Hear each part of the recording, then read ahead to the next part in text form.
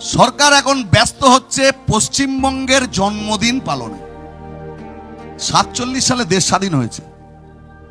15ই August প্রত্যেক বছর আমরা স্বাধীনতা দিবস উদযাপন করি।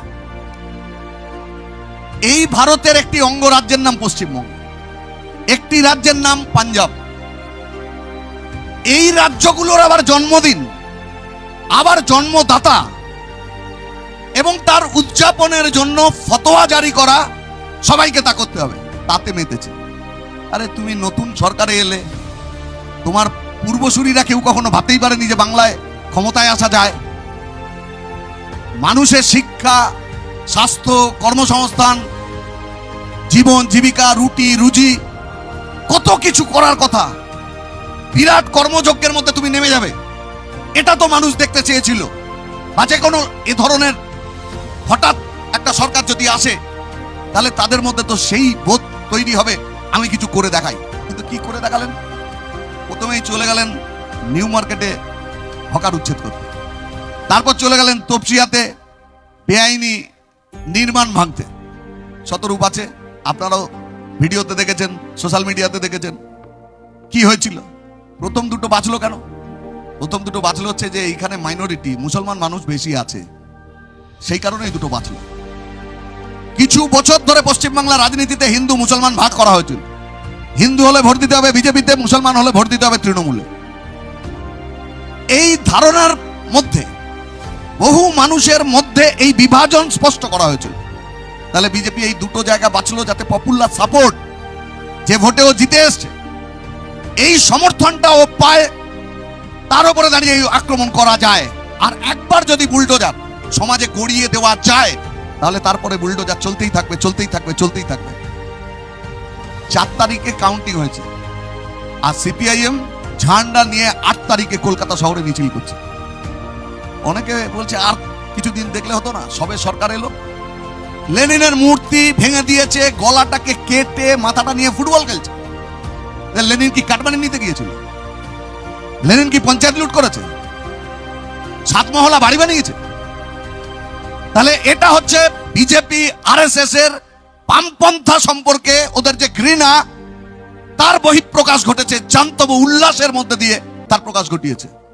আর এখান থেকেই সমাজকে একটা ভয়ে কুঁকড়ে দেওয়ার জন্য বুলডোজার রাজ তৈরি করেছে।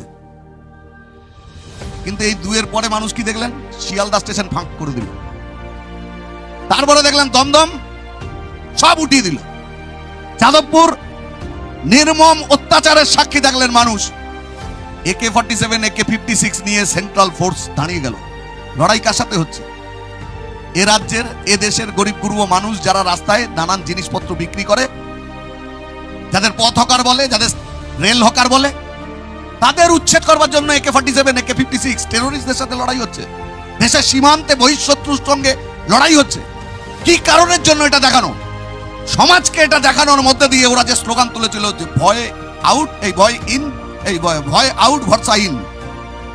তাহলে কি দাঁড়ালো? এর মধ্যে দিয়ে আরো ব্যাপক ভয় মানুষের মনের মধ্যে যাতে ঢুকে যায়। এই সরকার আবার এখন আইন তৈরি করবার চেষ্টা করছে, বলছে আইন আনবো। সে আইন এমন হবে যাতে কেউ সরকারের বিরুদ্ধে আর আন্দোলন করতে না পারে। এর মানেটা কি?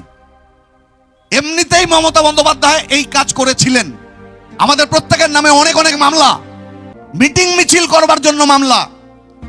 আর তৃণমূলের লোকেরা যারা চুরি করেছে, চুরি করেছে, লম্পট হয়েছে, তাদের ক্ষেত্রে এই সমস্ত ব্যাপার না। এখন তারা ভালো তৃণমূল হয়ে গিয়েছে। আমরা মানুষকে বলেছিলাম দেখুন এদের নাটক, লড়াইয়ের নাটক এরা করে, এদের মধ্যে কোনো বিষয় নেই। তা এই কয়েকটা লোক, বাছাই করা কয়েকটা লোকের কোমরে দড়ি বেঁধেছে।